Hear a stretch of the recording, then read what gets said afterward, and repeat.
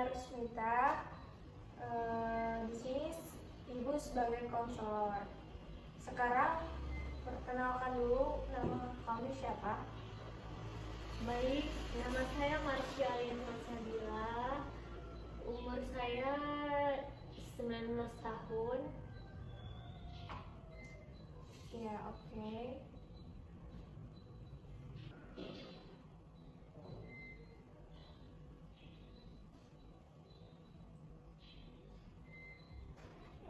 Baik Marsha, perjalanan ke sini gimana? Alhamdulillah lancar, Bu. Oke, sebelumnya kamu sudah pernah mengikuti sesi konseling seperti ini belum? Pernah, Bu.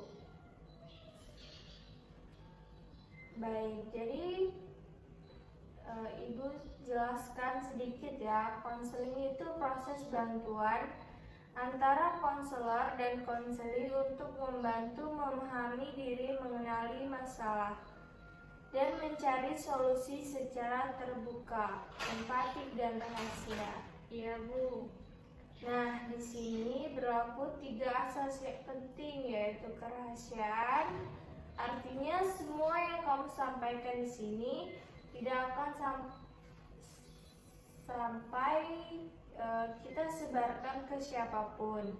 Yang kedua itu ada keterbukaan, artinya kamu jujur dan terbuka menceritakan apa yang kamu rasakan. Dan kesukarelaan, kamu datang atas kemauan sendiri. Iya, Bu. Oke, Saya paham. sesi kita akan berlangsung sekitar 30 sampai 45 menit ya. Iya. Apakah kamu bersedia? Bersedia, Bu. Marsha, kamu tadi bilang sering tidak masuk kampus karena ada masalah di rumah. Boleh ceritakan lebih dalam apa yang sebenarnya terjadi? Iya, Bu, akhir-akhir ini saya sering banget nggak masuk kuliah karena suasana di rumah nggak tenang. Orang tua saya sering bertengkar hampir setiap malam. Awalnya saya pikir cuma cekcok biasa, tapi lama-lama jadi sering banget dan makin parah. Kadang mereka saling diam beberapa hari, terus tiba-tiba ribut lagi. Saya sering dengar mereka teriak-teriak dari kamar, Bu. Kadang saya dan adik saya cuma bisa saling pandang tanpa tahu harus ngapain. Saya masih kasihan lihat adik saya yang masih SMP. Dia sering nangis dan nanya kenapa dan ibu gak akur. Jujur, Bu, saya bingung harus bersikap bagaimana.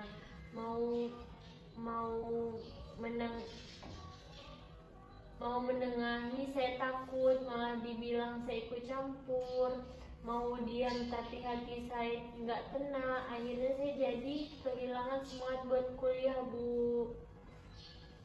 Setiap pagi saya bangun dengan perasaan berat, mikirin apakah hari ini mereka bakal ribut lagi atau enggak. Kadang saya juga udah siap mau berangkat kuliah, tapi dengar mereka berdebat, saya batal berangkat. Saya merasa bersalah juga ke dosen dan teman-teman karena sering absen, tapi rasanya kepala saya penuh, Bu. Kalau di kampus saya susah fokus. Saya mikirin terus keadaan rumah. Saya takut kalau mereka sampai pisah. Saya nggak tahu, Bu, gimana nasib adik saya. Jadi saya lebih memilih di rumah, jagain dia, bantu ibu kalau lagi sedih, walaupun saya sendiri juga capek. Sudah berapa lama keadaan di rumah seperti itu, Marsha? Kurang lebih 3 bulan, Bu. Tapi kalau saya ingat-ingat tanda-tandanya udah mulai dari semester lalu. Dulu mereka sering diam-diaman, tapi sekarang udah sering adu mulut di depan anak-anak. Apa yang paling berat kamu rasakan selama menghadapi kondisi itu, Marsha? Yang paling berat itu Rasa nggak tenang Bu, saya jadi kehilangan arah. Saya tahu kuliah itu penting, tapi setiap kali fokus belajar, pikiran saya balik lagi ke rumah. Kadang saya merasa marah sama keadaan, tapi juga nggak bisa berbuat apa-apa. Saya nggak tega ninggalin adik, apalagi kalau dia nangis minta nemenin tidur.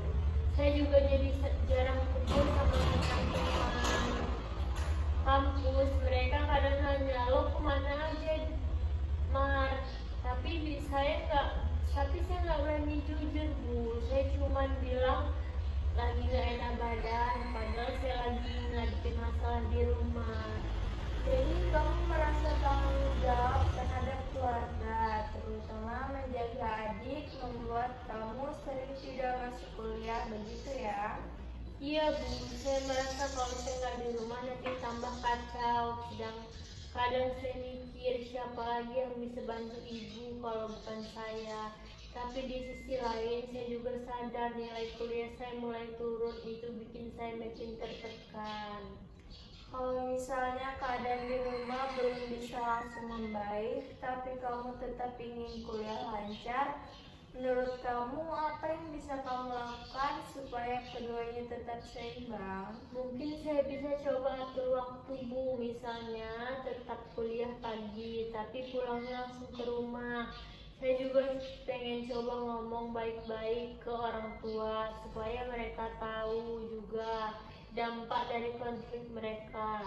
Tapi jujur Bu, saya juga takut banget ngomong ke mereka, takut dianggap nggak sopan atau ikut campur urusan orang tua.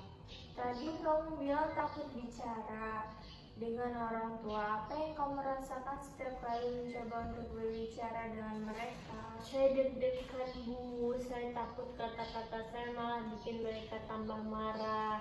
Kadang saya pengen bilang kalau saya sedih melihat mereka bertengkar, tapi lidah saya keluh. Saya cuma bisa diem di kamar dengerin mereka ribut. Malam-malam saya sering susah tidur, mikirin gimana caranya biar rumah tenang lagi. Saya pengen keluarga saya kayak dulu lagi Bu, saya bisa makan bareng, bercanda bareng tanpa ada marah-marah. Saya bisa merasakan betapa beratnya situasi kamu, Marsha. Kamu berusaha menjaga keluarga, peduli dengan adik, tapi di sisi lain juga ingin tetap bertanggung jawab sebagai mahasiswa. Itu menunjukkan kamu punya empati dan kedewasaan yang luar biasa. Tidak mudah ada di posisi kamu sekarang. Terima kasih Bu, saya merasa agak lebih lega cerita begini. Selama ini saya nggak pernah Bu cerita ke siapa-siapa. Marsha, dari cerita kamu tadi, saya bisa lihat kamu punya niat baik untuk menjaga keluarga dan tanggung jawab besar terhadap pendidikan. Kalau boleh saya sarankan, kamu bisa mulai dengan langkah kecil. Misalnya fokus hadir di kuliah 2 atau 3 hari dulu, sambil tetap bantu keluarga di rumah. Kamu juga bisa cari waktu yang tepat untuk bicara dengan orang tua. Saat suasana mereka tenang, gimana menurut kamu? Iya Bu, saya setuju. Saya akan mulai dari situ. Paling enggak saya nggak mau terus-terusan absen. Saya juga mau coba cari waktu bicara sama orang tua, tapi dengan cara yang tenang Bu. Marsha, hari ini kamu sudah bercerita dengan jujur dan terbuka. Saya menghargai keberanian kamu. Dari pembicaraan kita, kamu sudah mulai punya gambaran langkah kecil yang bisa kamu ambil, dan itu langkah yang baik. Kalau nanti kamu merasa butuh bimbingan atau tempat cerita lagi, kamu bisa datang ke saya kapanpun saja. Iya Bu, terima kasih banyak. Saya merasa lebih tenang sekarang Bu. Sama-sama Marsha, kamu anak yang kuat dan peduli. Jangan lupa jaga kesehatan dan tetap semangat ya. Iya Bu. Oke, baik, ini nanti baik, cukup sampai di sini saja terlebih dahulu. Kita kita akan lanjut sesi minggu depan. Ibu ucapkan terima kasih. Wassalamualaikum warahmatullahi wabarakatuh. Waalaikumsalam warahmatullahi wabarakatuh.